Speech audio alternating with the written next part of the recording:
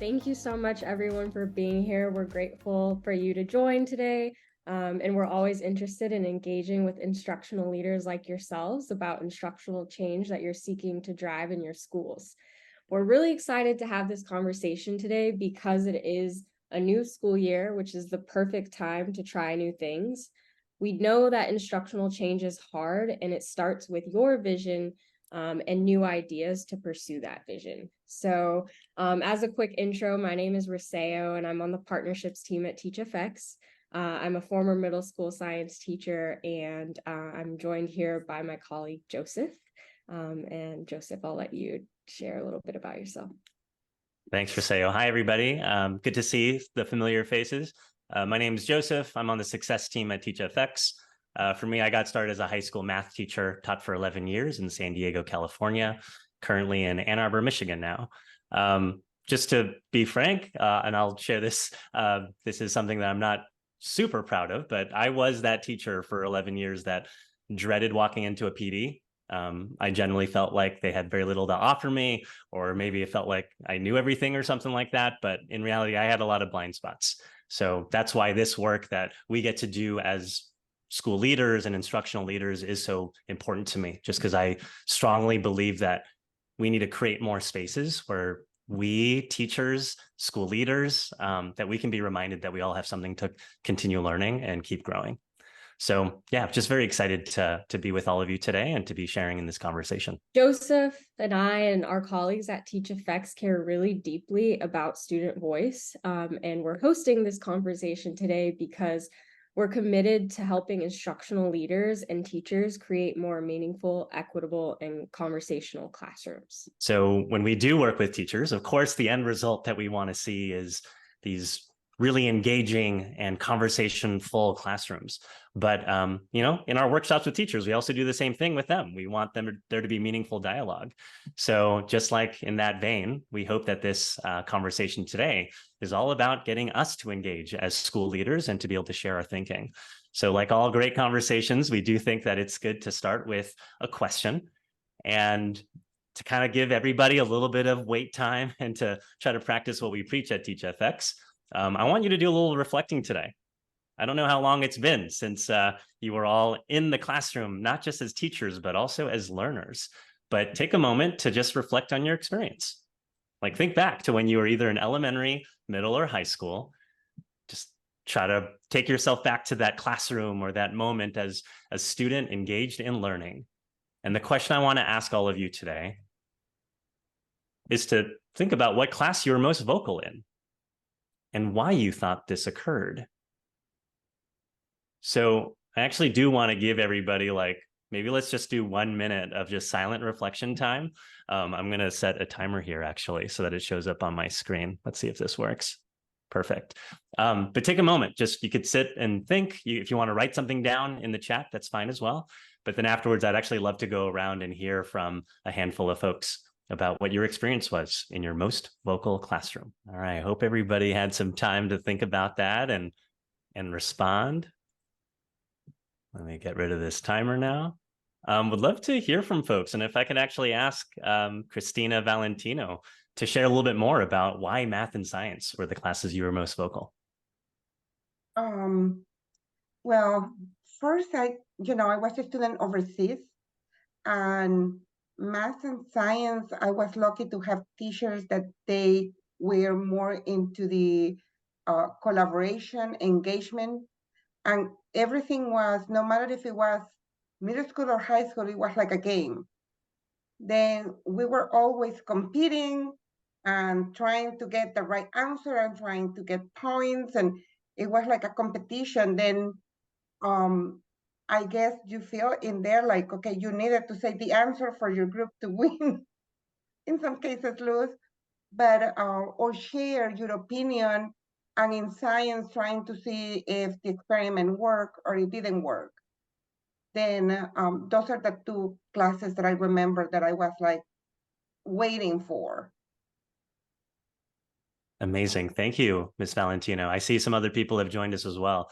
Kind of want to open things up a little bit. Did anybody have a similar experience as a student and like that's what caused them to be most vocal in their classes? Oh, I'm really good at wait time, everybody. Shane, I see you off mute, Shane.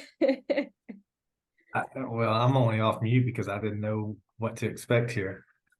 But I'll say something if you want me to. In middle school, elementary school, is the teachers that kept us physically active, or for me, it kept us physically engaged. Active learning, I guess, is the best way to say it. And then middle school, it's kind of the same thing. But then you say, what class were you the most vocal? Well, there's two different types of vocal. The unorganized teachers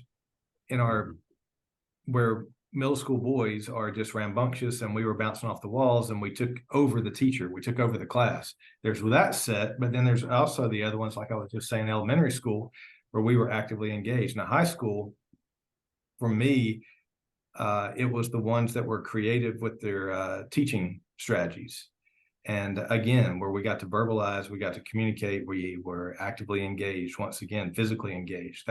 That's more, I guess, for me. And those were I can count 2 in high school. I can count 2 in middle school. And I can count 1 in elementary school. But I grew up in a different era than some of y'all. Thank you.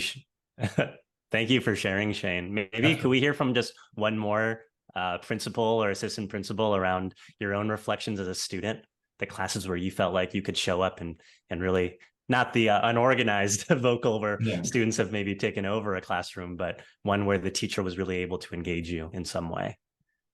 Tammy, I hate to pick on you, but would you be interested in sharing out? So I'm probably from a different generation than a lot of these people here as well. So in school, I can remember it was called home ec, I guess, at the time, and then phys ed. Like those were the classes you were allowed to talk in, and any of the academic classes, children should be seen and not heard, more or less.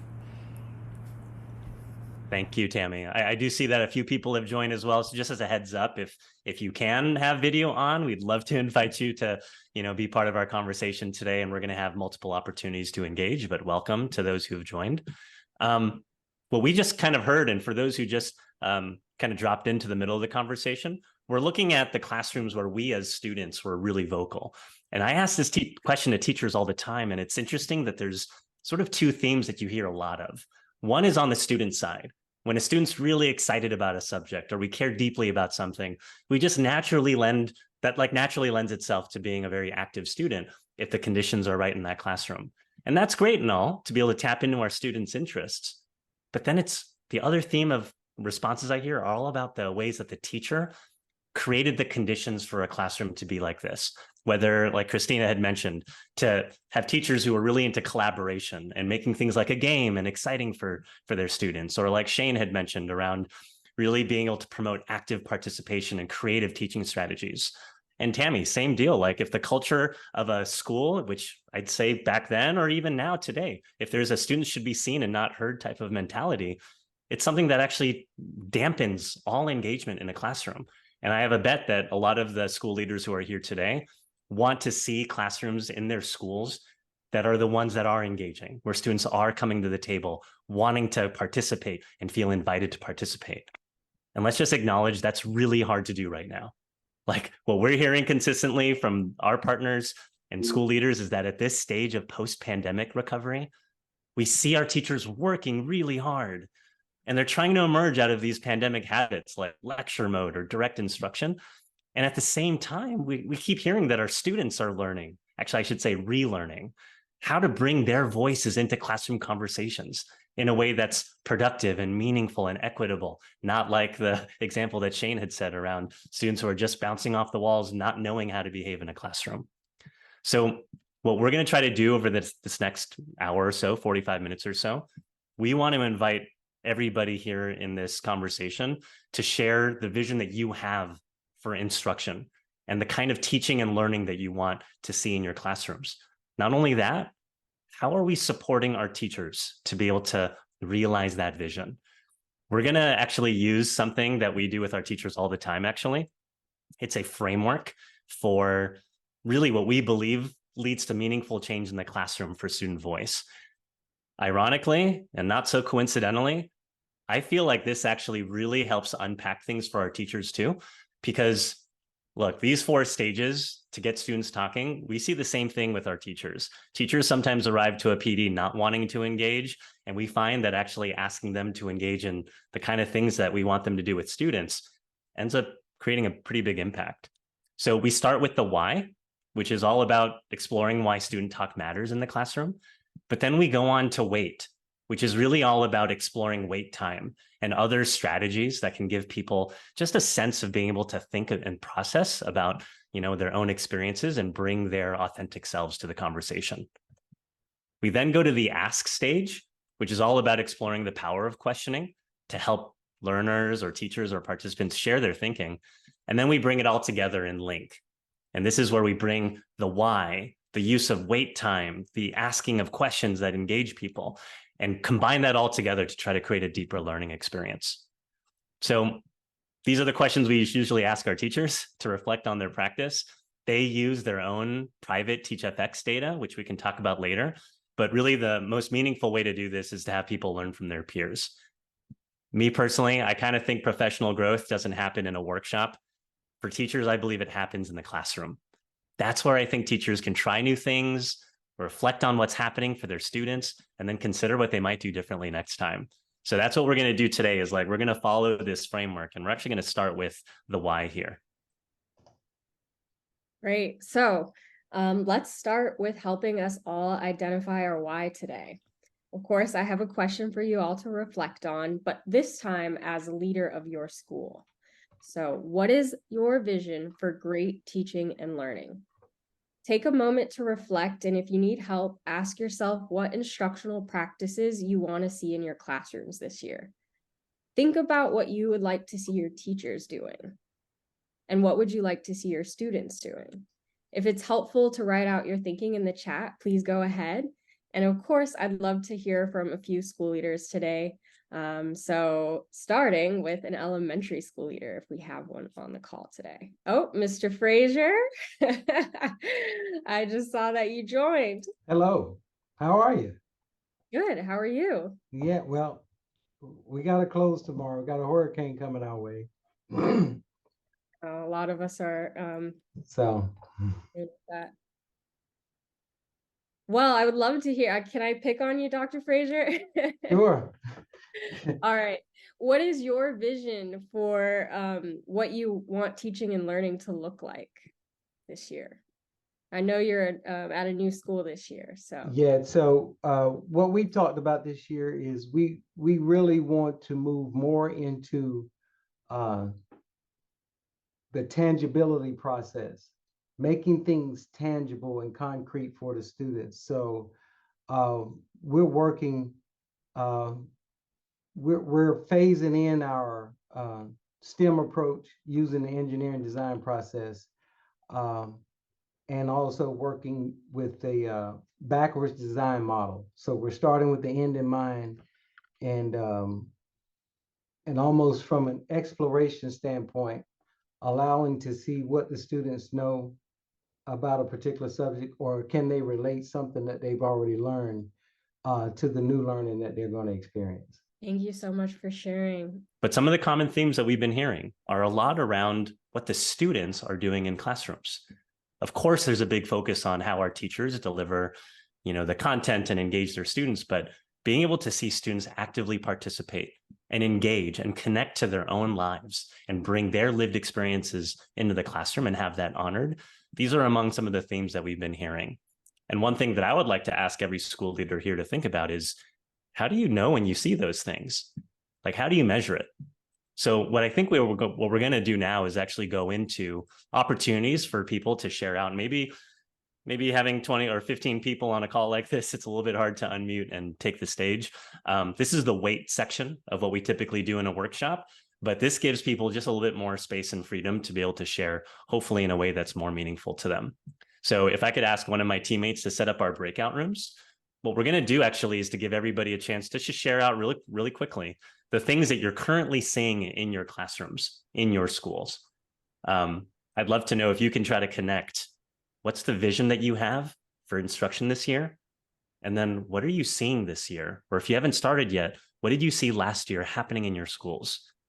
If it's helpful to follow the kind of smaller prompts, take it from the angle of what did you see your teachers doing? What did you see your students doing? And then was there something missing in what you wanted to see? So I think on a quick time check, maybe like about 5 minutes or so for the breakout rooms. Mm-hmm. And Right. then a few of us are going to, I think Rosanna and I will just circulate a little bit because we want to just hear what the conversations are like. Welcome back, everyone. I would love to hear from a couple folks. Would anyone like to share out what you heard in your small groups? Christina was sharing with me that basically what used to work before pandemic times doesn't necessarily work in the classroom now.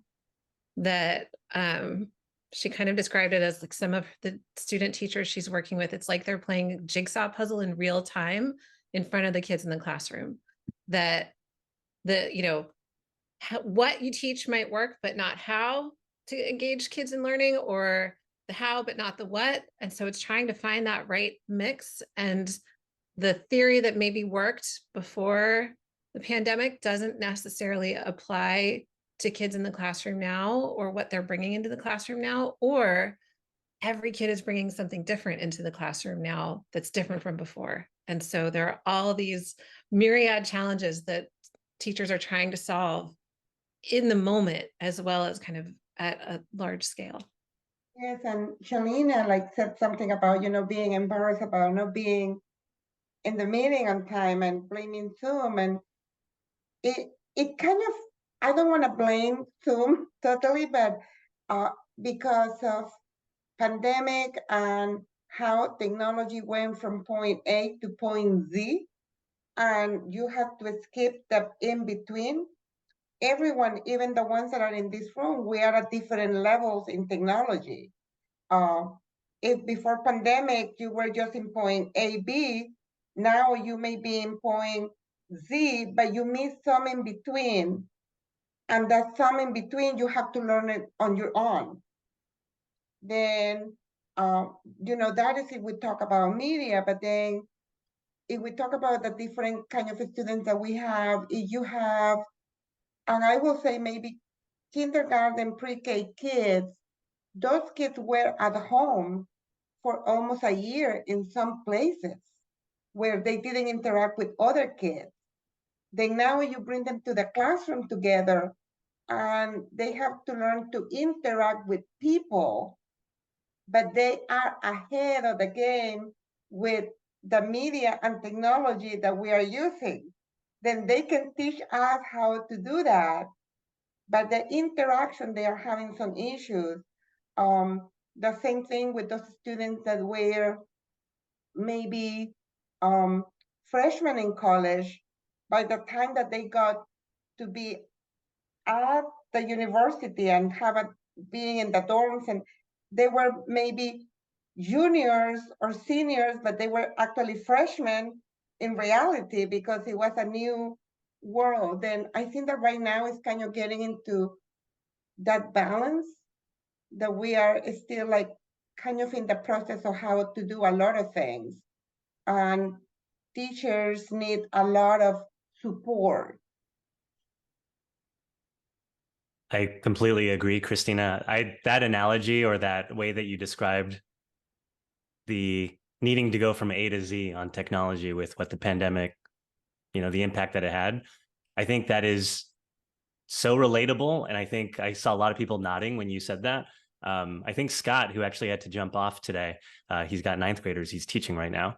He had mentioned that last year he saw too many students just on screens and that there was too much silence. And I feel like that's such a great example of going straight to Z, when we've gained these tools and technology, but has it actually led to the differences that we want to see in student learning outcomes? Probably not. And now we're in this coming out of the pandemic mode where we're trying to figure out like what are the kinds of supports that we can give teachers. So again, for the why, wait, ask, link kind of way that we engage in this thinking, I actually do want to ask you now all a really important question that goes into what Christina was talking about. And it's all around teacher support. We have this vision for what we want to see in our classrooms.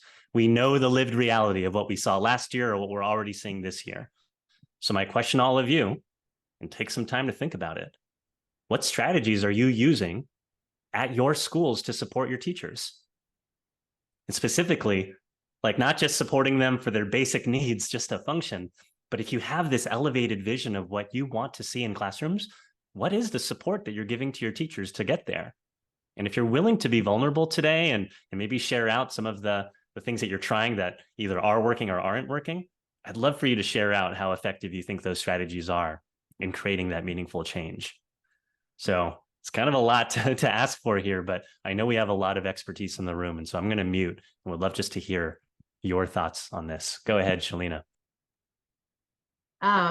And so, yeah, support it's we do definitely need to support our teachers, but of course we're only one person, or even, some of us have an assistant principal. And so one of the measures of support that I see for my teachers, they may not see it as support yet, but it definitely is having common planning meetings that, some people call them PLCs, or some people call them data team meetings, but I painstakingly create my schedule to ensure that teachers who teach the same subjects have common planning time.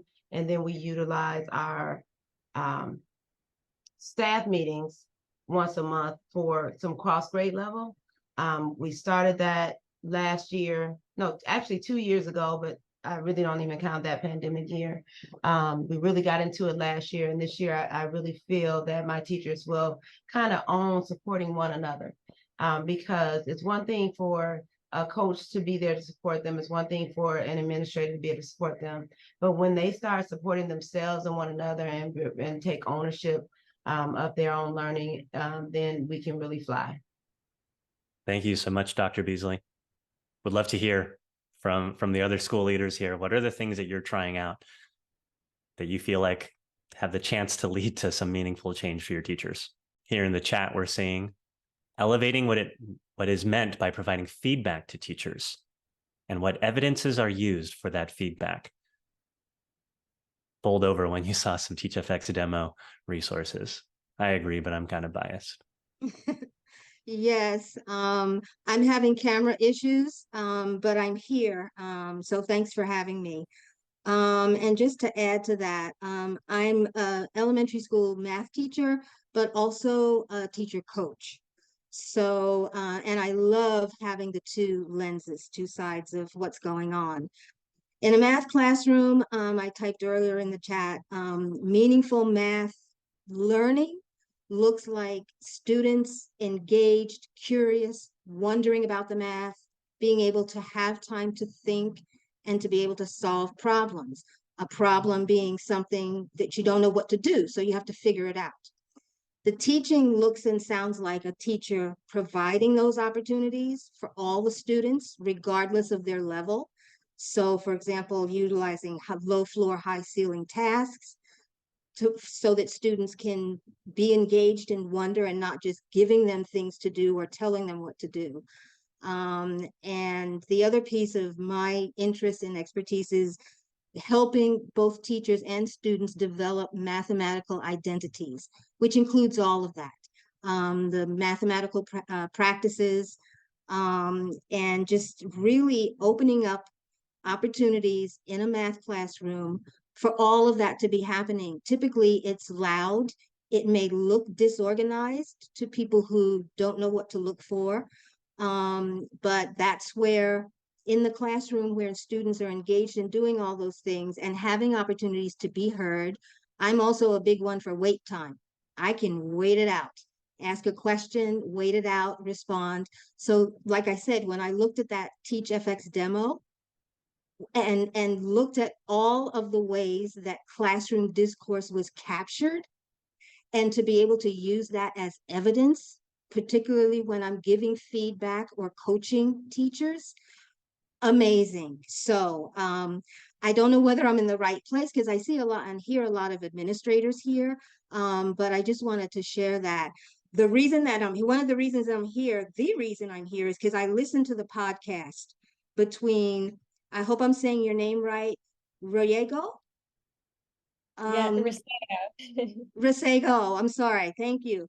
That podcast, the For Real STEM for Real podcast. I happened to listen to that the other day, and then I went to the demo, and I'm really impressed with the TeachFX app.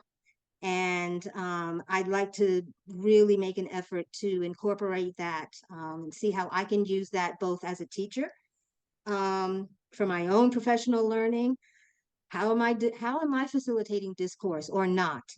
And then also being able to utilize it as a coach of math teachers as well. So thank you for giving me this time and space, and I'm here. I'm all ears. Wow, thank you so much, Miss Jones. That really means a lot, and you're definitely in the right place. And would love to chat more with you later and kind of unpack some of what you just said. But thank you so much for sharing. So just one thing that I wanted to add on to that, because as an administrator who uses TeachFX, I think it's very important to keep it in two separate lanes. So we use TeachFX, we talk about it in PLC, I'm part of the PLC, but that is not evidence that negatively impacts teacher evaluation, because we don't want teachers to think of it as a gotcha. It's more as it's an opportunity for growth, and often what they're working on, then in the evaluation, they will see that they have made significant growth, but you don't ever explicitly mention TeachFX. That's so helpful to hear. And I think what I'm starting to notice is maybe there is an opportunity for us to discuss some of the challenges that we've experienced, whether it's with implementing TeachFX and the things that you've learned, Tammy, or if it's what you're trying out as instructional leaders. So I'd like to actually transition to the last part of our framework, which is sometimes the hardest one, taking what we've been hearing and being able to apply our own experiences to some of these challenges that we experience. So I know every school is different and it has its own set of unique challenges, but would anyone be vulnerable enough to share some of the challenges that you've faced in supporting teachers? And I know it's a new school year, so maybe it's thinking back to last year for this question. But anyone open to sharing? Recruiting teachers, staffing, substitutes, and now COVID is rising again. So just to name a few. Those are just a few. Thank you for sharing. That's all very real. I think one of my challenges, I think, is just the time, because I am, it's always something. It's always something. And I put these walkthrough feedback cycles on my calendar, but then a parent comes up and my schedule goes haywire, or something else happens and my schedule goes haywire. And it's myself, it's my principal.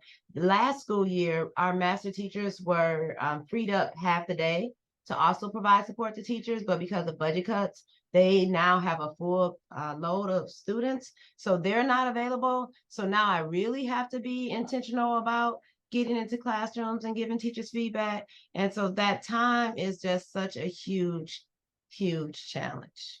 I put a question in chat that I'm wondering if people have taken a look at, but that problem I'm hearing in a lot of places, Shalina, around the time issue, not just like finding time for teachers to get together like you do with your, common planning meetings and whatnot. I know that's a master schedule nightmare, but just like the duties you have as school leaders and trying to get into classrooms, but other priorities coming up. Is that something that anybody else has experienced? And welcome, Hilda. Great to see you. Would you mind sharing a little bit about some of those challenges you face?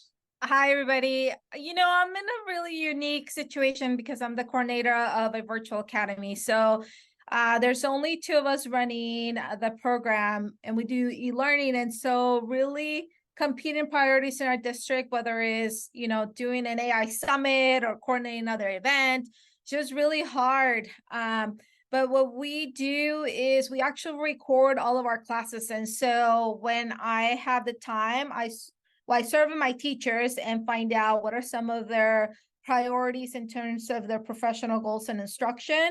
And then I'll peek into maybe this week's lesson or last week's lesson and just try to find some evidence of that, or give them some suggestions of something that they were trying or looking for. And so that has really helped. So I don't know if that is something that people can implement in their district, like, hey, we'd love to just connect, and sometimes it doesn't happen, right? But I do have that luxury now of doing that. In the past, I just coordinated with my admin and said like, hey, this morning I'm going to visit these 3 classrooms, and we try to hit all the classrooms, in 2 weeks. But it takes a lot of scheduling, a lot of intentionality of protecting each other, right, in our schedules, and actually just scheduling it in. So that's some feedback. Thank you so much for sharing, Hilda, especially on the spot there. I'm hearing a lot of common themes, and we have been talking with lots of schools and districts that we work with, and we'd love to know if a few of these challenges resonate with you. So I'm actually going to put them in the chat, but some of the common challenges that we're hearing right now is that teachers are just not getting enough feedback. We also hear that the feedback that teachers receive doesn't seem to actually create change in teaching practice. And then the third thing that we're hearing a lot is that professional learning doesn't feel engaging. I just read off the 3 common themes that we're hearing, but I would love if you could kind of rate this on a scale of 1 to 10. And let's see, Rachel, here, I'll actually put it in the chat real quick. And then I would love if you all could just write in the chat, or you can just come off of mute if this resonates. Starting with the first one. All right, what about this next statement? The feedback that teachers receive doesn't seem to create change in teaching practice. How does that resonate with you on a scale of 1 to 10? Maybe I should explain a little bit of my 10. That yes, teachers have so much on their plates, and time is an issue, has been mentioned. That's been mentioned before. It always is, and so while perhaps teachers are willing to change their practice, they haven't perhaps been given enough time to reflect on the feedback that they do get. However infrequently, or even if it's frequent, they don't have enough time to really process it, reflect on it, and actually own changing their practice. Wow. Thank you so much for sharing that, especially as a teacher and a coach. That's powerful.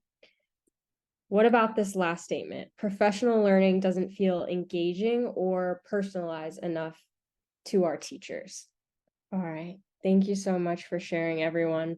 So let's just summarize the reality that we're in right now. I've heard a lot about time, just not having enough time to give teachers feedback on their teaching, being pulled in so many different directions. Teachers need feedback in order to shift instructional practices. But just like you, even teachers are short on time, and they need space for reflection. Teachers are, when they do get feedback, sometimes it does feel evaluative. And then some other things that we hear from our schools and schools and districts that we work with is that typical PL just doesn't work. It's kind of the sit and get model of PD. I know Joseph shared earlier that, admittedly, he was a teacher that went into a PD session and just didn't feel like it was personal to him. I appreciate you all for sharing, and I'm ready to jump to the next slide, Joseph. Thank you. So we know how challenging instructional change can be, and it's a problem that we're working on at TeachFX. A key question that we keep coming back to is, what if teachers could drive their own observations and feedback? And is that possible? Well, we work with instructional leaders across the country who have a vision for teaching and learning, who want to empower teachers to drive their own observations and feedback. We've created a way for teachers to collect their own instructional data and make reflection easy. I know Tammy is here and she is a partner of ours. I'd wonder if you'd be willing to chime in and just share a little bit about how you're experiencing TeachFX and how you're thinking about how it's evolved since we started partnering together. Okay, so will be our third year as a TeachFX partner, and the first year was really when we came back from COVID. I wouldn't say we rolled it out in the best possible way. Teachers kind of thought it was big brothery. But the math department that I supervise really embraced it.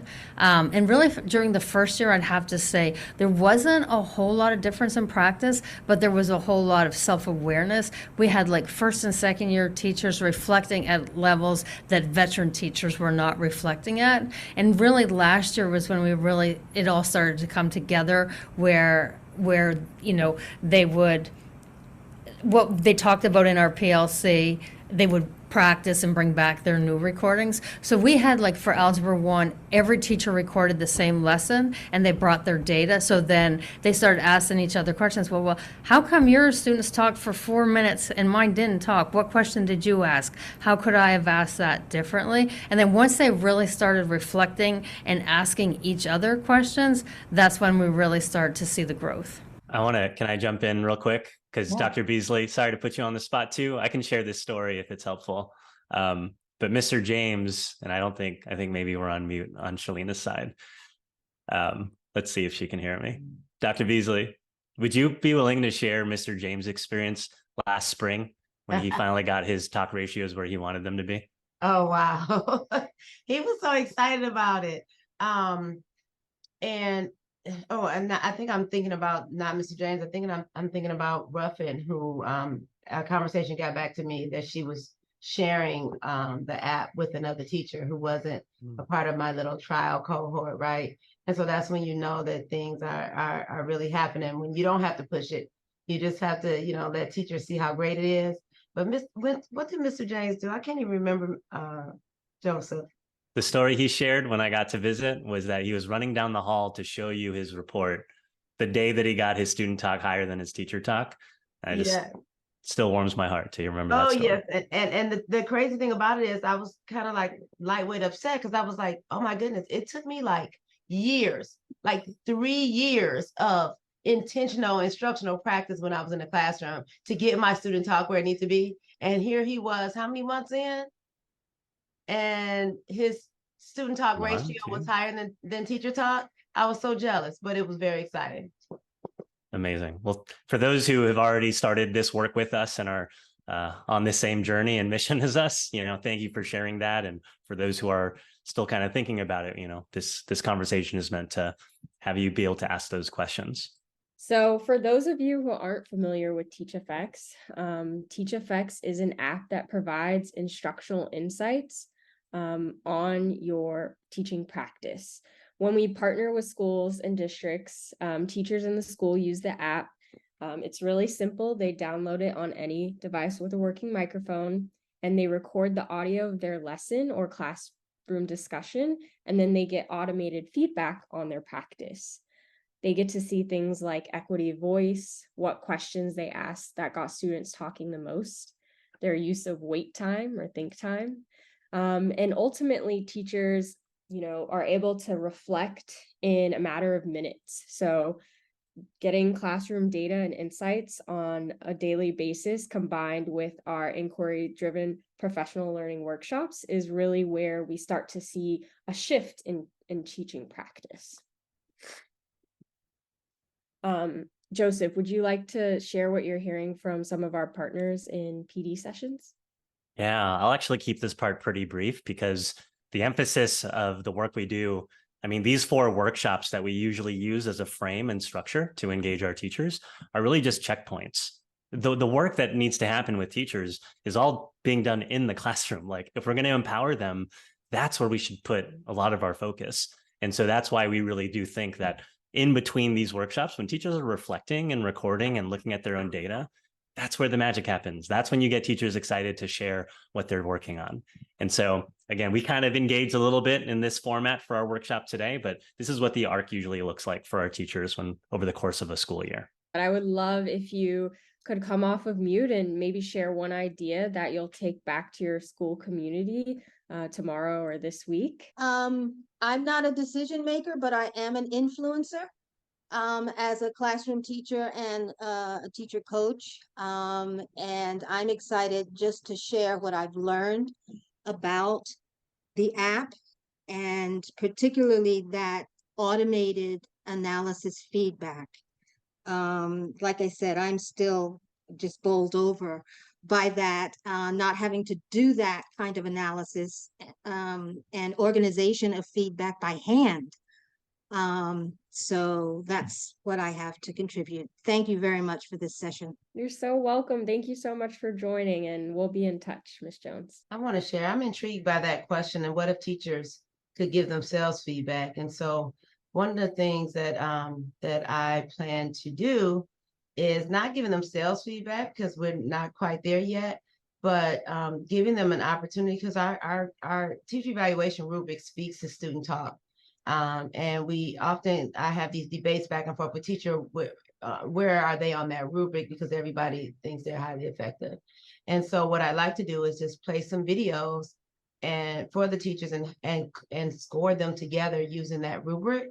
So they're not evaluating themselves, but at least they're evaluating someone, and we can have this conversation around what it looks like, and we can calibrate our ideas to get on the same page in terms of what truly highly effective student discourse looks like. I love that. Thank you so much for sharing, Ms. Beasley. Thank you so much for joining this conversation, and we'd love to keep the conversation going. So love to see you at upcoming webinars, and we'll be in touch.